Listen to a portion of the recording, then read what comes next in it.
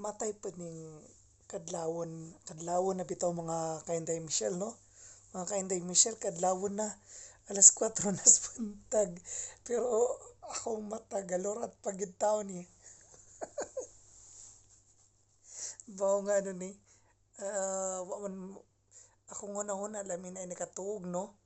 Lamin ay nakatuog pero akong bao akong mata kay galorat pagid. Tanawa ra mo ng palibot diri Inday Michelle, oh. Gakamingaw na lang gid ni. Kamingaw kay akong kauban diri no nagbakasyon man. Bakasyon man siya, so ako lang usa ari tayang kama, oh. Actually manager na mo akong kauban diri. So ako diri pikas nga side. Wa man na tinawa man na natarong ni akong bedsheet, oh. Na perting tugnawa lang yo. Kining habula perting baga gyud ning habulan ni. Kung sa tinuod lang no kaning habol perting kabaga pero grabe manuhot suhot ag kanang iyang kain kabugnaw.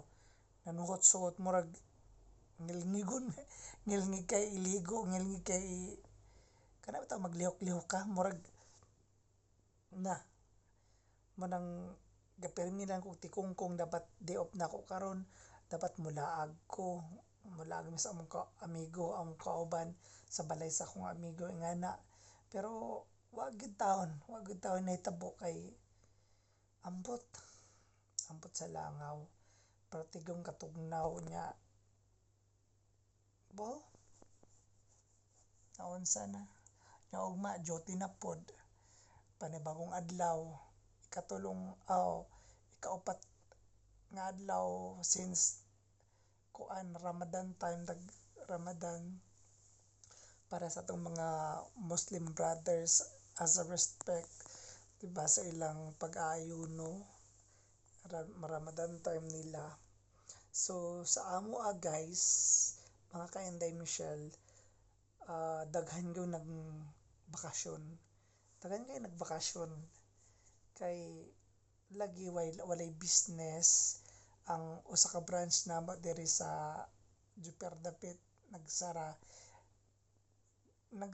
dili man nga ingon nga nagsara every Ramadan time sarado gyud na siya kasi wala kayo demand sa business ba kumbaga kaysa mag-open nga sige rag syempre dako gasto sa kuryente pa lang daan sa gasolina pa lang daan sa mga staff pa lang daan sa mga gastusin di murag gisara na lang muna ay nga na gid na siya every dili na siya bag-o sa mo every Ramadan gud sarado siya for meanwhile sa isa ka buwan so ang mga ubang staff dito kung dili man sila magbakasyon or magstay man sila i-distribute pud na sila diri sa amo so ang nahitabo nagkatag ang mga staff na ang mga chef o mga waiters dishwasher nga na so nagmix ang tanang staff so di man pud pwede tanan gud sa ka restaurant i-gathered no so ang nahitabo nagay nagbakasyon nay uban giopiran nga nay libre nga kantidad para magbakasyon mo so gigrab pud na sa uban pero sa part nako nga wala tay tigom nga wala tay kwarta maulaw ta muli nga wa tay diyoy syempre guys kung muli ta dapat nagi tay madala maski papano no kay ang gasto baya dito perting mahala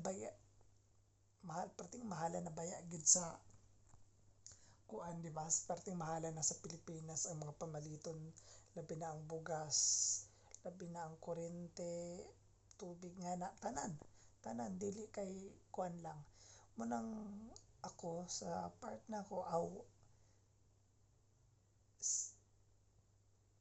since mag 4 years naman sad ko sa November ako na lang idiretso kay pila na lang pud ka buwan mag November na di ba pero dili gid nako na iabil ang November na pang 4 years na ko kay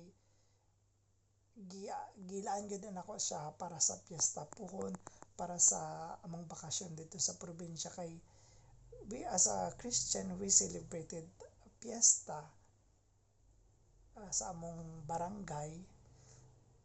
Pero for the naam good Miss Manila gid nagpuyo na kaming halos tanan gid mi.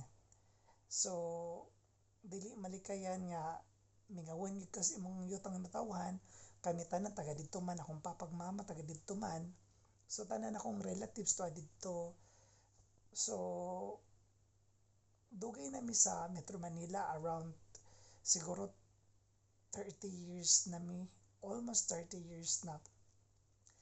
Pero sa una, syempre, lisod ang panahon, dili mi basta-basta makauli.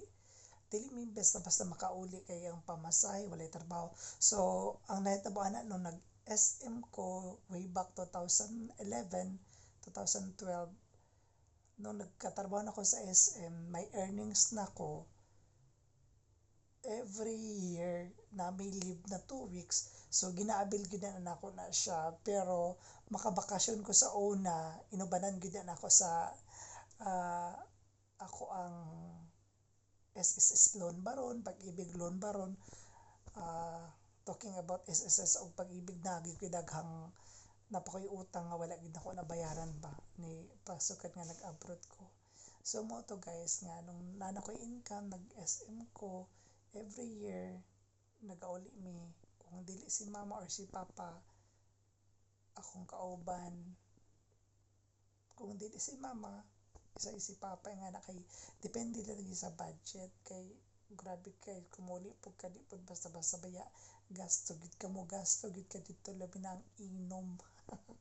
Dagan tag mga kay gagawan bitaw nga mangayo syempre maulaw sad ka nga di ka mohatag no. So labi na kay kanang hangop bitaw nga panagsara magkita once a year lang magkita. So mo guys ana gid ang life nato dito.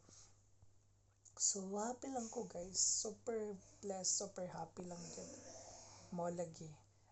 Kitang pobre mo ning naning kamot ta maka-abroad ta, so far so good. First time na akong uli des niaging tuig, dili lang din dili des niaging tuig ready ay kay nilabay naman. So last January na uli ko mo tong first time kong niuli from abroad as a balikbayan. So overwhelming, nakaka-proud, super duper excited pero perting gastuhan yun. That's all mga ka-Inday Michelle. Thank you for listening. Thank you for watching my vlog. Sana padayon mong uban ka na ako. Thank you for watching Mama Chup Chup, mga ka-Inday Michelle. God bless everyone.